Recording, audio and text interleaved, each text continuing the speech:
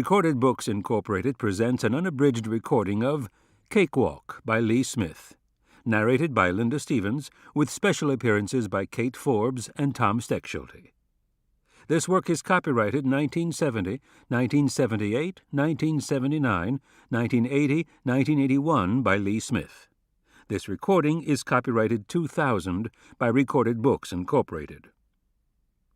9 of the stories in this volume, some in slightly different form, first appeared in magazines.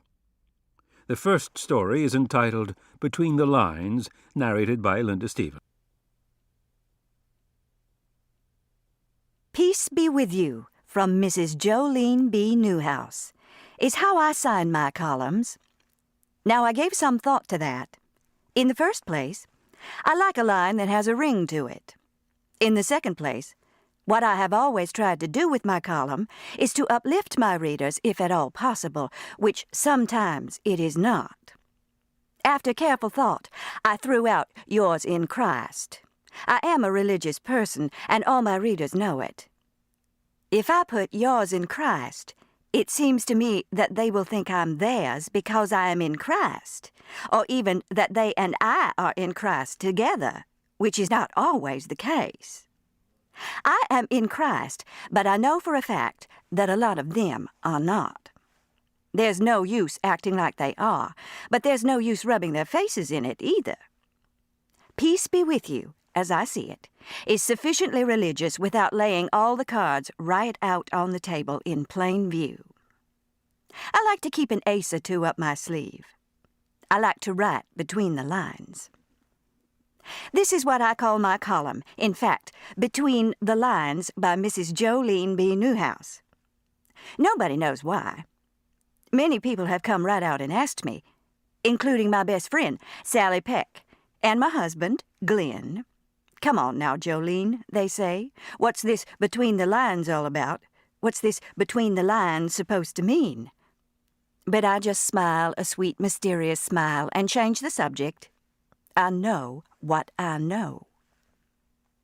And my column means everything to folks around here. Salt Lick Community is where we live, unincorporated. I guess there is not much that you would notice passing through. The post office, real little. The American Oil Station, my husband Glenn's cash and carry beverage store. He sells more than beverages in there, though, believe me. He sells everything you can think of, from thermometers and rubbing alcohol to nails to frozen pizza. Anything else you want, you have to go out of the holler and get on the interstate and go to Greenville to get it. That's where my column appears in the Greenville Herald fortnightly. Now there's a word with a ring to it, fortnightly. There are 17 families here in Salt Lick, 20 if you count those 3 down by the 5-mile bridge. I put what they do in the paper. Anybody gets married, I write it.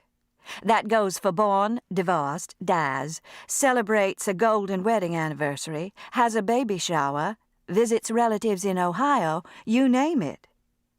But these mere facts are not what's most important to my mind. I write, for instance, Mrs. Alma Goodnight is enjoying a pleasant recuperation period in the lovely modern Walker Mountain Community Hospital while she is sorely missed by her loved ones at home. Get well soon, Alma. I do not write that Alma Goodnight is in the hospital because her husband hit her with a rake and left a straight line of bloody little holes going from her waist to her armpit after she yelled at him, which, Lord knows, she did all the time, once too often. I don't write about how Eben Goodnight is all torn up now about what he did, missing work and worrying, or how Alma liked it so much in the hospital that nobody knows if they'll ever get her to go home or not. Because that is a mystery, and I am no detective by a long shot. I am what I am. I know what I know, and I know you've got to give folks something to hang on to, something to keep them. To keep listening to this audiobook, I've left you a link in the description so you can do it, at no cost thanks to Audible's 30-day free trial.